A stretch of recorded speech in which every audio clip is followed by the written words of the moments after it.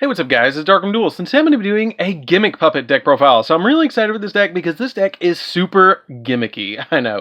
But basically what its gimmick is that you're going to be special summoning out as many level 8 monsters as possible to be able to go into rank 8 XYZs. If you like rank 8 XYZs, you're definitely going to love this deck. So without further ado, don't forget to like, comment, subscribe, hit the bell on the so you can become part of the notification squad. Definitely check out the links in the description where we have the Ko-Fi and the Patreon. We have some really cool rewards in our Patreon, and let's get straight on into this. So first off, we're going to be playing 3 copies of Gimmick Puppet Dreary Doll. So Dreary Doll is actually one of my favorite cards in this entire deck. I love the artwork of the Gimmick Puppets. Like, some of them are really trippy, dude. But the effect of Dreary Doll is if this card is in your graveyard, you can banish another Gimmick Puppet monster from your graveyard, and then special summon this card from your grave, and you can only use this effect once per turn. And this once per turn, this card cannot be used, or this card can be used as XYZ summon for an XYZ summon of an XYZ monster, except for a Gimmick Puppet monster, which is not that big of a deal, but you want to keep that in mind when you're trying to go for other XYZs. Then we play 3 copies of Gimmick Puppet Magnet Doll. So Magnet Doll is a really cool card that if you control a monster and if your opponent controls a monster and all monsters you control are Gimmick Puppets, you can special summon it from your hand. So basically it's a free level 8 monster to make into a XYZ play or Link play or anything that you really need it to go into. We play 3 copies of Gimmick Puppet Bisque Doll. This card is super cool. I love how creepy the artwork of this card is, but it's not as creepy as our next card. But what this card does is you can special summon this card from your hand by discarding a Gimmick Puppet from your hand, and you can banish this card from your graveyard, and your opponent cannot target Gimmick Puppet monsters you control with card effects this turn, which is really cool because if you know your opponent has a lot of card effects that they're going into, then you can just banish this card and just be like, hey, no, can't do none of that. So then we play, in my opinion, and I would love for you guys to comment down below and tell me what you think the creepiest Gimmick Puppet is. My favorite and creepiest Gimmick Puppet, which is 3 copies of Terror Baby. You summon this card and usually your opponent just surrenders because they're like, man, I don't want to touch that. We're done here. But basically what this card does is when this card's normal summon, you get to target a Gimmick Puppet in your graveyard and then special summon it in defense position. And you can banish this card from your graveyard, and your opponent cannot activate cards or effects in response to your Gimmick Puppet's card activations for the rest of the turn, which is really cool. This card is really awesome to be able to just normal summon, special summon a Gimmick Puppet from graveyard, and then go for plays from there. Then we play 3 copies of Gimmick Puppet Humpty Dumpty. Gimmick Puppet Humpty Dumpty is super cool because when it's normal or special summon, you can instantly special summon a Gimmick Puppet from your hand, which is super helpful to get out like Dreary Doll out of your hand or something like that. So then you can summon Magnet Doll and then something like that, because sometimes your Dreary Dolls will get stuck in your hand. So Humpty Dumpty really helps out with getting them out of the hand, which is super helpful. Then we play 3 of my own personal tech card in this deck, which is 3 copies of Mecha Phantom Beast Tetherwolf. Tetherwolf really helps out because it generates a token, and then once you generate that token, you can just link the Tetherwolf and the token away to summon your Gimmick Puppet Chimera Doll, which is super easy to go into because it just requires 2 machine monsters to go into. So it's really, really easy to summon that card off of your Tetherwolf. So then for the last 3 monsters, we play 3 copies of Ash Blossom. The Ash Blossoms really help out because you just want to stop your opponent from doing stuff while you're trying to make all of your rank 8 plays.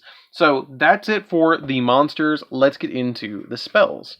So for the spells, we're going to be playing 3 copies of Call by the Grave because it is a deck that you're going to need the Call by the Graves to stop your opponent from hand trapping you. You really don't want to get hand trapped in this deck because it can shut your entire board down, which sucks. Because you really want to get your plays off as quickly as possible, and this card just helps with you not dealing with your opponent's stuff. 2 copies of Perform Puppet. Perform Puppet is a really neat card that you might have noticed that we play a lot of level 4 monsters, and you're like, man, you said level 8s, why are we making level 4s? But that's not a big deal with this card, because what this card does is you can banish a Gimmick Puppet from your grave, and then all monsters you currently control become the level of that banished Gimmick Puppet monster until the end phase of the turn. And if a Gimmick Puppet monster you control is destroyed by battle or by card effect, and send it to the graveyard, you can target one of those banished Gimmick puppets and special summon it back. So this card rolls your Gimmick puppets back and forth, because as they get banished by this effect, you're basically putting them in a pile that says, hey, I'm just going to bring them back when another one gets destroyed. So you basically have unlimited resources with this card, because you're never going to run out of Gimmick puppets as long as you have this, and you have at least one Gimmick puppet. I mean, you're not going to run out of stuff. Then we play 2 copies of the Rank Up Magic Numeron Force. Numeron Force is such an underrated card in this game, it's ridiculous.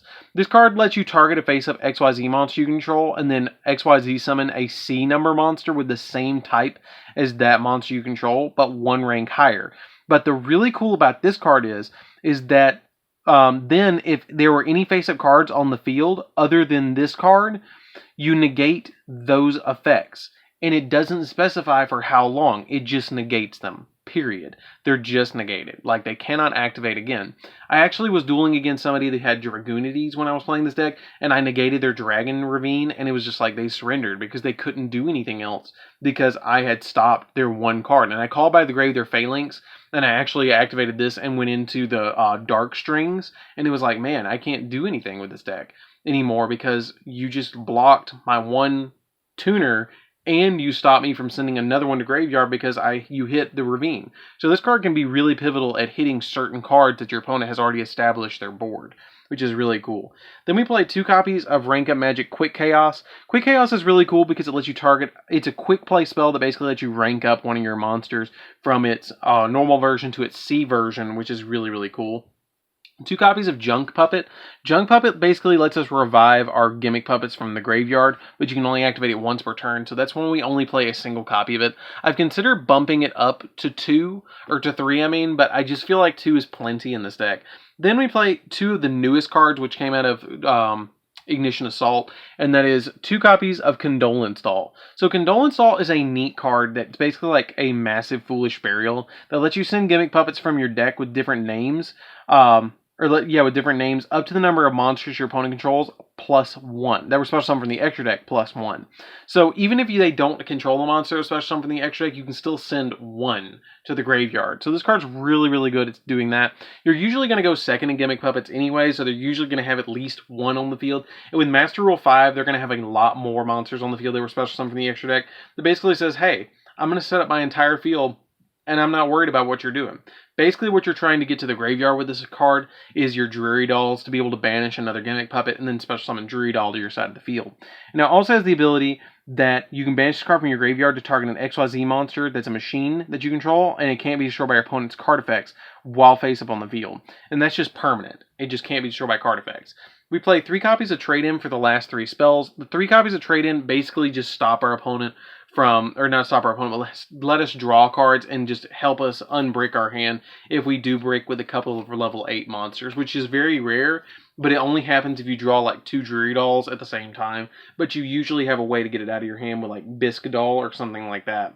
But it does happen. So that's it for the spells, guys. Let's get into the traps. So for the traps, we do actually play 3 traps in this deck, and that is 3 copies of Puppet Parade. So Puppet Parade is a super neat trap card that we actually got out of Legendary Duelist 5, which is a super neat card. Basically what this card does is if your opponent controls more monsters than you do, you can special summon Gimmick puppet monsters with different names from your deck up to them different. And then if your opponent's life points are high, at least 2,000 or higher than yours, you can set a Rank Up Magic normal spell directly from your deck, and then for the rest of the turn after this card resolves, you can only special summon Gimmick puppet monsters, which is not that big of a deal. This card is so explosive. This card is crazy good. Basically what you do is you just set it, flip it on your opponent's turn or at the end of their turn, and then if they dealt you damage, you just special summon as many Gimmick puppets as you can, and then after you do so, and you special summon all those Gimmick puppets, you just start making rank 8s over and over and over again. It's just so good. This card is ridiculously good. So that's it for the main deck, guys. Let's get into the extra deck. So for the extra deck, we're going to be playing 2 copies of our number 40 Gimmick Puppet of Strings. Gimmick Puppet of Strings is a really, really neat card that's usually the starter card of this deck for the XYZ monsters, because what you're going to do with this card is you're actually going to XYZ summon it and then detach a material and then place string counters on monsters your opponent controls. And if you do, during your opponent's next end phase, you destroy that many monsters and then inflict 500 points of damage to your opponent for each. But usually that's not going to happen because you're going to summon the number C40 with your copy of one of your rank up magic, which is really, really cool to be able to go immediately into that. And when it's special summon, you destroy as many monsters with string counters on the field, and if you do, you get to draw a card.